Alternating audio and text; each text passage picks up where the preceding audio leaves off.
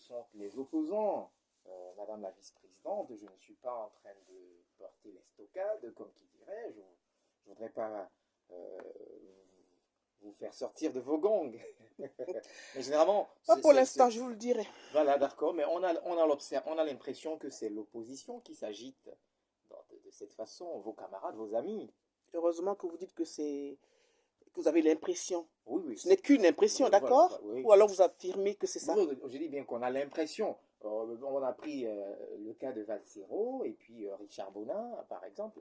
On a vu avec les sénatoriales que ce n'est pas forcément nos amis l'opposition, puisqu'ils votent même pour les RDPC. Donc, qu'est-ce que vous voulez que je vous dise aujourd'hui? On ne sait plus qui sont ses amis.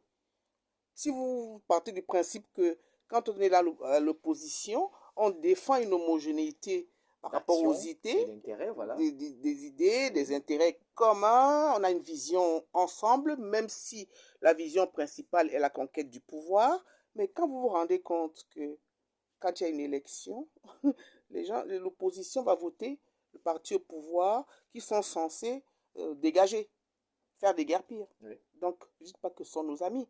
Parce Mais qu'il faut revoir donc, maintenant la notion même d'amis. Être opposant, on l'a vu, en politique surtout, n'est pas une garantie de probité, n'est pas une garantie non plus. Qu'on travaille véritablement pour l'opposition. Ben oui, sinon, comme l'a dit, l'a répété, l'a ressassé notre président national, M. Cyril Sambaka, il a fait une proposition d'un consensus national avec un programme minimum commun de l'opposition, que les leaders des partis politiques, qu'on se retrouve ensemble pour pouvoir gagner, sinon on ne gagnera pas.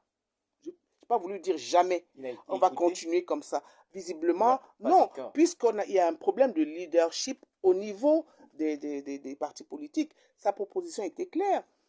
Un programme de transition, un consensus national, et on allait mettre à la tête, justement, au pouvoir, si effectivement l'opposition gagnait les élections, mettre quelqu'un de la société civile et pas un leader politique, pour ne pas justement rentrer toujours dans ce schéma-là de totalitarisme, entre guillemets.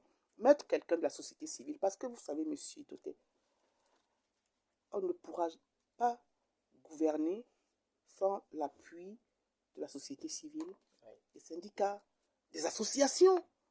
Tous ces partenaires-là doivent travailler de concert avec l'opposition. Une fois qu'on a mis cette personne au pouvoir, de préférence, je veux dire quelqu'un qui vient du Nozo, par exemple, pourquoi pas, elle reste 3 ans au pouvoir. Le temps pour l'opposition, justement, de se structurer. C'est en ce moment que l'opposition va respecter les valeurs de la République, Madame la vice-présidente? Alors, votre sujet, c'était liberté d'expression, et d'opinion, d'expression et valeurs. Est-ce que vous liez les deux? Parce que la liberté d'expression, c'est un sujet déjà, un vrai sujet de baccalauréat, et même de soutenance de thèse. Et à côté aussi, il y a les valeurs de la République. Est-ce qu'on les met ensemble? Est-ce qu'on va les corréler? Ou est-ce que, je n'ai pas dit corréler, on va les corréler, ou est-ce qu'on va les scinder en deux? En tant que littéraire, parce que la liberté d'expression est une notion très ambiguë. C'est des valeurs, mais c'est quelque chose qui n'est pas établi.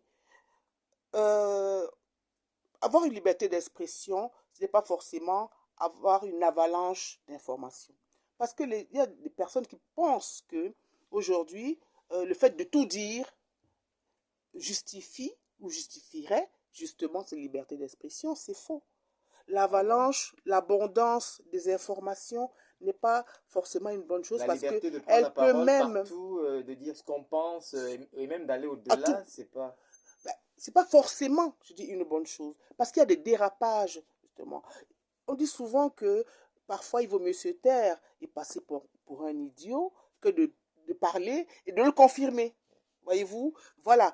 Donc, l'avalanche d'informations, un flux continu de paroles peut même empêcher les courants novateurs d'émerger.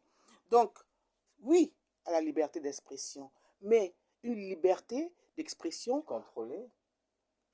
c'est pas le mot que j'utiliserai, qui soit responsable. Alors, mais comment arriver C'est-à-dire que alors à cette regardez comme à responsabilité? l'AFP, nous ne n'insultons pas, nous ne pointons pas un doigt inquisiteur. Le but, c'est que nous sommes tous des Camerounais. Oui.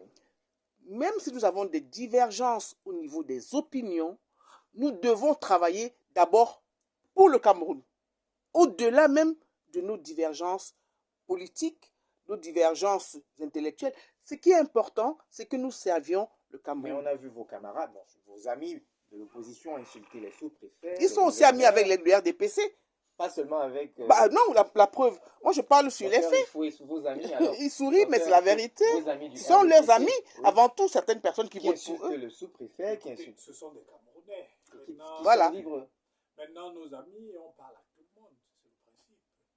Ils votent pour vous. Et madame la vice-présidente disait Bon, que c'est... écoutez, Certains. Qui un jour n'a pas voté pour le RDPC au Cameroun? Peut-être pas madame la vice-présidente. Même Madame la vice-présidente ne peut Ah, pas déjà, voter. Je dis un jour. Oh, ok, d'accord, peut-être Ça- qu'elle arrive. Ah, voilà. Voilà, j'ai encore une longue vue devant moi. D'accord? Alors, Encore que si c'est pas arrivé par le passé, ça peut arriver dans le futur. Oui. je ne suis pas un devin pour, ou un marabout pour, pour savoir ce qui va se passer ou dans une boule de cristal. Ce que je veux dire, c'est que le principal, c'est de respecter les valeurs de la République. Qu'est-ce que les valeurs de la République? L'indivisibilité même de cette République-là, la laïcité. Aujourd'hui, là, par exemple, la fête des Rameaux. Il y a des gens qui me disent bonne fête, sans même savoir si je suis chrétienne. Qu'est-ce qui leur... C'est mon apparence, mon accoutrement qui leur fait dire que je suis une chrétienne? Donc, on ne devrait pas vous le dire. Non, parce que justement, la laïcité, ce n'est pas d'interdire les religions, aux religions de s'affirmer, mais c'est de vous interdire d'imposer la vôtre aux autres. Tout simplement. D'imposer la vôtre aux autres. C'est ça la laïcité. Il y a également toute cette problématique de la démocratie. Parce que qui dit démocratie, avec à la fin TIE, parce que moi j'ai plutôt l'impression parfois que c'est SCIE. Ah, Oui. madame l'écrivaine, ça renvoie à autre chose. Démocratie, CIE. Après, on peut l'écrire comme on veut. Oui. Mais moi, je crois que si on tombe dans la démocratie avec SCIE, on n'est plus dans la démocratie telle qu'on l'écrit normalement et tant qu'on l'entend. Voilà, celle qu'on va scier, effectivement, qui boit tout sur son passage. Monsieur, il y a des préceptes auxquels on ne peut déroger quand on parle de la démocratie, de la liberté d'expression. Il y a cette façon de manager le peuple. Il y a la santé, il y a la justice, il y a les contre-pouvoirs, l'éducation. Nous avons également l'alternance. Ce qui n'est pas le cas. Quand on parle d'alternance, ça signifie quoi? Non, c'est le peuple qui décide à ce niveau, madame la vice-présidente. C'est ce que vous croyez, justement. On fait croire au peuple qu'il décide. Mais ce n'est pas, en fait, le... Oui. Pourquoi vous le dites? Parce qu'on manipule...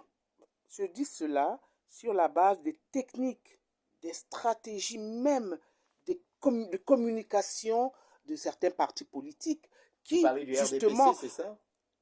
Pas seulement. Okay. On peut être de l'opposition et manipuler son électorat. En faveur du RDPC? En faveur de son électorat, de soi-même aussi, de son parti politique. Parce qu'on croit qu'on a la vérité. Donc, on impose sa vision au peuple. Et c'est une des stratégies, justement, de communication de certains partis politiques. C'est justement de mobiliser les passions collectives. C'est comme on parlait du football. C'est la même chose. On mobilise les passions collectives et du coup, on oublie l'essentiel, la quintessence même du combat que nous sommes en train de mener. Monsieur Itote, vous me demandez si c'est le cas pour le Cameroun. L'alternance. Vous savez très bien que quand il y a alternance, chaque nouvelle personne qui arrive apporte une lueur d'espoir. Elle fait des réformes. L'alternance n'est pas le seul principe démocratique. C'est le peuple qui veut l'alternance. J'étais déjà en train d'expliquer. Si vous permettez, j'en termine avec ça. Oui. Et chaque personne qui arrive, une nouvelle personne qui arrive, apporte une lueur d'espoir. Alors qu'une personne qui s'éternise, forcément, apporte une forme d'abattement, voire de résignation. Et oui, monsieur, on parle également des contre-pouvoirs qui induisent justement un devoir, une exigence de contrôle de l'exécutif. De l'exécutif pour que tous les pouvoirs ne soient pas conservés par un parti ou par un seul organe. Ouais. C'est de ça qu'il s'agit quand on parle de démocratie ou de liberté. Monsieur, la santé. Je dis dernièrement à une personne qui me disait, oui, la diaspora critique tout le temps le Cameroun et tout. Je leur ai dit, mais attendez, C'est vous qui nous appelez tous les jours, hein, pour dire que l'enfant a avalé le marteau. L'enfant n'est pas là à l'hôpital parce qu'il n'y a pas d'argent. Nous, on est tranquillement là-bas. Les autres, la diaspora est là-bas tranquille. Hein. C'est vous qui nous appelez pour nous dire ça. Et vous trouvez maintenant que nous, on critique à tout va. Est-ce que c'est pas de l'escroquerie quand on vous appelle? Parce qu'il y en a qui... Avant, c'était de l'escroquerie. C'est pour ça qu'aujourd'hui, comme il y a des amours de la diaspora, parce que la diaspora, justement, s'est réveillée et elle a compris ce que non, mais elle a pris conscience que c'était justement beaucoup plus souvent des arnaques qu'autre chose. Alors, la santé. Effectivement, les Camerounais appellent tout le temps leur famille en Europe.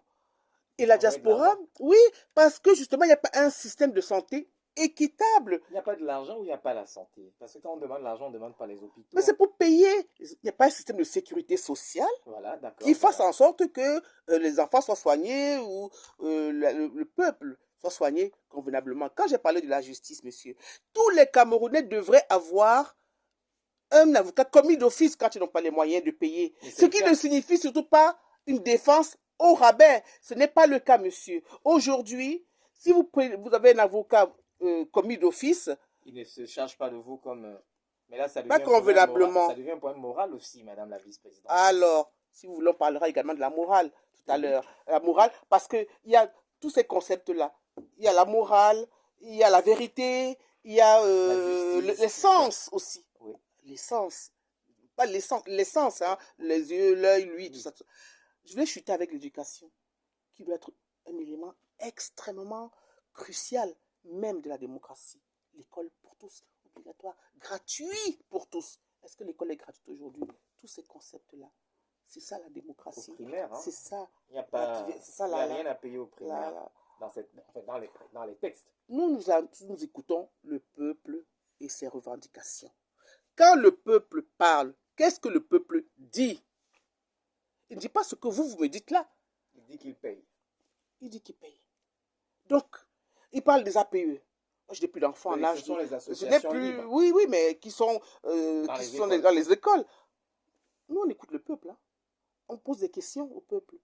C'est pour ça que nous prenons à l'AFP, l'Alliance des forces progressistes, nous prenons justement cette politique de proximité. Oui, à la conquête du pouvoir, mais pas n'importe comment. Ce qui est important, c'est d'expliquer notre vision au peuple et de fédérer justement les leaders locaux. Mais sauf que chez vous, au sein de l'opposition, ne mélangez pas. Bon, d'accord. Parce qu'il y a l'opposition qui est dévouée au régime en place. C'est une opposition qui est aussi dévouée aux ambazoniens et ceux qui veulent scier le Cameroun. Là, c'est notre problème. Mais c'est la même chose. Là, vous êtes en train de franchir un palier avec des affirmations qui peuvent être gratuites. Et ça, je ne vais pas vous suivre dans ce domaine-là. Restons sur la liberté d'expression et les valeurs de la République. Très bien. Alors, madame la vice-présidente, on reviendra à vous tout à l'heure. Docteur Rifo, vous avez écouté la vice-présidente de l'AFP.